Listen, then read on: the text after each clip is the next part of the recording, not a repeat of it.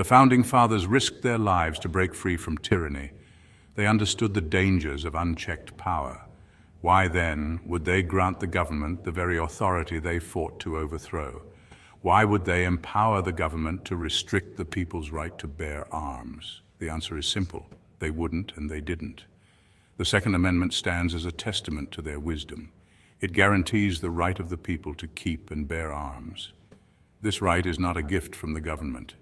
It is an inherent right, essential to a free people.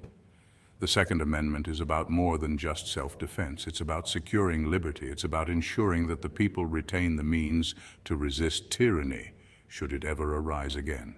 The Founding Fathers knew that a well-armed citizenry was the ultimate safeguard against government overreach. This principle was not new.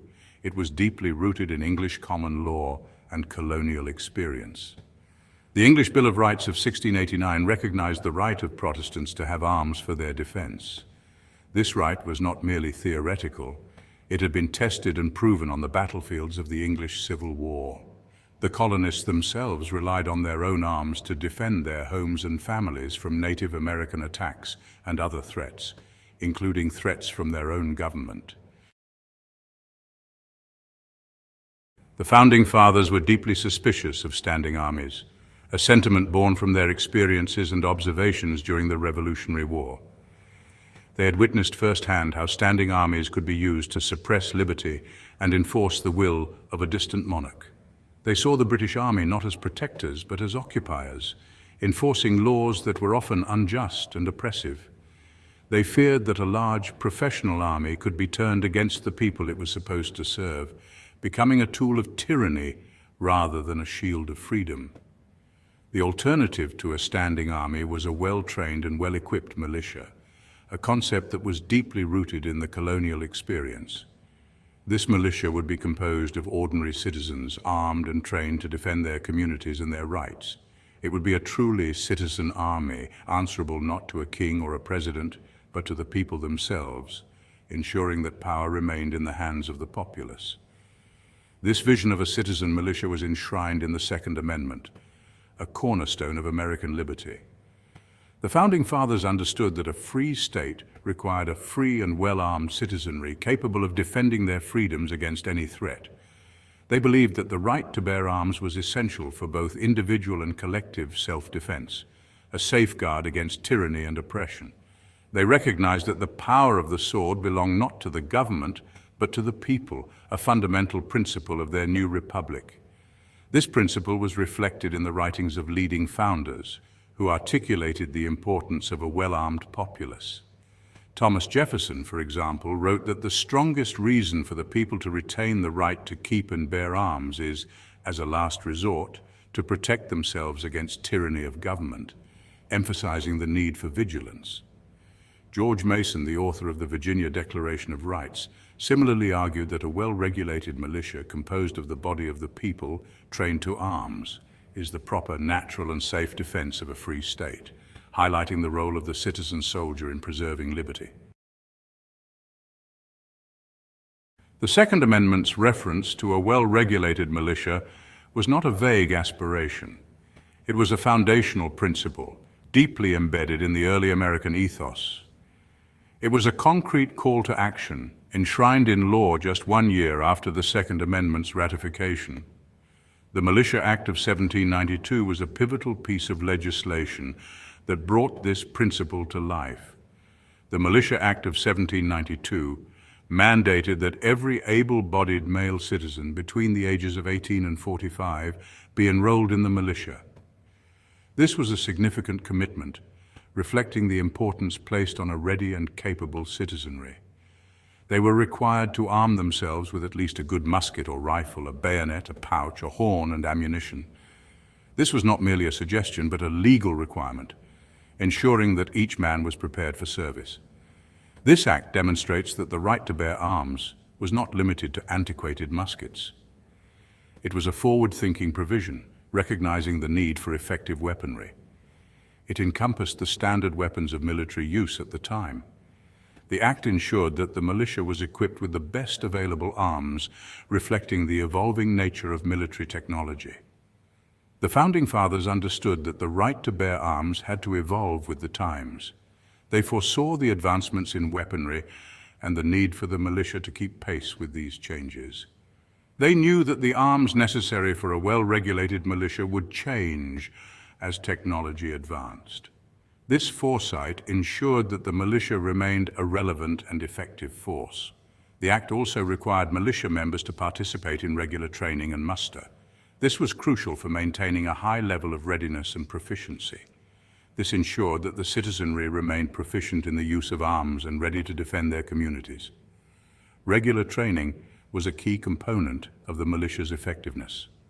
The Militia Act of 1792 was a clear expression of the Founding Fathers' commitment to a well-armed citizenry as the ultimate guarantor of liberty. They believed that a well-armed and well-trained militia was essential for the security of a free state. The Act also reflected the practical realities of the time. In an era when the young nation faced numerous threats, a strong militia was indispensable. The United States was a young nation with a small standing army. The reliance on state militias was not just a matter of principle, but a practical necessity. It relied heavily on state militias for defense against foreign threats and internal unrest. These militias were the backbone of the nation's defense strategy. The Militia Act of 1792 was essential for ensuring that these militias were adequately equipped and prepared to fulfill their vital role.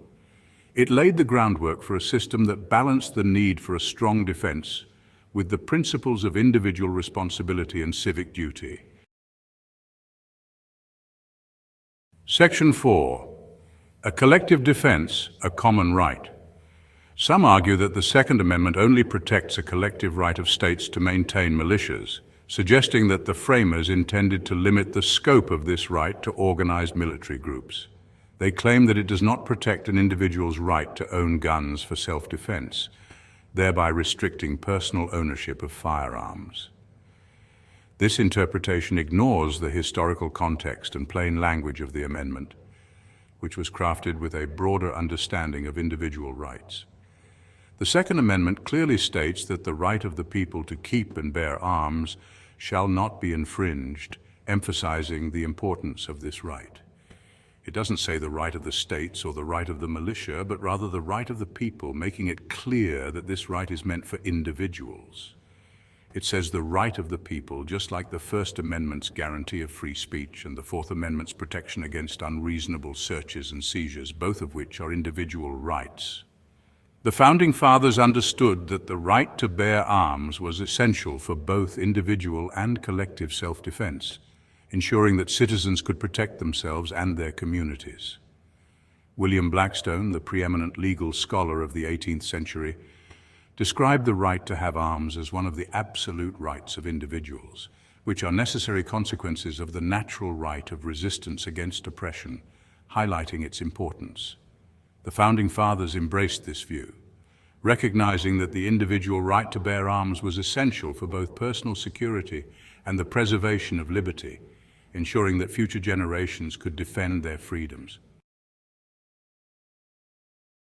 Section 5. Echoes of Ancient Freedom in a New Republic. The Founding Fathers were students of history. They drew inspiration from the ancient republics of Greece and Rome, where citizen militias played a vital role in preserving liberty. They studied the writings of Machiavelli, who argued that an armed citizenry was the best defense against tyranny. They also looked to the example of the Swiss Confederacy, where a well-armed citizenry had successfully defended its independence for centuries. The Swiss model demonstrated the effectiveness of a militia-based defense system and served as a powerful example for the Founding Fathers as they sought to create a new nation founded on the principles of liberty and self-government. The Founding Fathers recognized that the right to bear arms was not just an American ideal, but a universal principle. They understood that the desire for liberty and the right to defend oneself against oppression were inherent to human nature. They believed that the Second Amendment enshrined a right that belonged to all people regardless of time or place. The Founding Fathers' vision of a well-armed citizenry was not based on blind faith or a romantic attachment to violence. It was a pragmatic response to the realities of their time. They knew that in a world where governments were often the greatest threat to liberty, A well-armed citizenry was the ultimate safeguard against tyranny. Section 6. The modern battle for rights. As we journey from the past to the present, the debate over the right to bear arms remains as heated as ever. The principles enshrined by the Founding Fathers are continually tested in the modern era. Today, the Second Amendment is at the heart of numerous legal battles, political debates, and social discussions. In conclusion, arms is defined as anything that can be used for defense or offense. Yes, anything. Any weapon the government or their standing army can carry is constitutionally legal for the law-abiding citizen to own and carry. Shall not be infringed means exactly that. No permits or permission slips. No bans on magazine capacity or rate of fire. No limits on barrel length or caliber. The government was never given the power to regulate arms in any way. The Constitution strictly forbids any regulation on arms. Any public official who pushes for unconstitutional gun control is violating their oath of office to defend the Constitution and needs to be removed from office. Gun control is never about the gun. It is always about control. The struggle for liberty is ongoing, and the right to bear arms remains a pivotal aspect of that fight. As we honor the legacy of those who fought for our freedoms, we must remain vigilant in safeguarding the rights that define our nation. The torch of liberty must be passed on to future generations, undimmed and unwavering. Remember, the essence of freedom lies not just in the words of the Constitution, but in the hearts and minds of the people. Stay frosty, my friends. Keep your head down and your powder dry.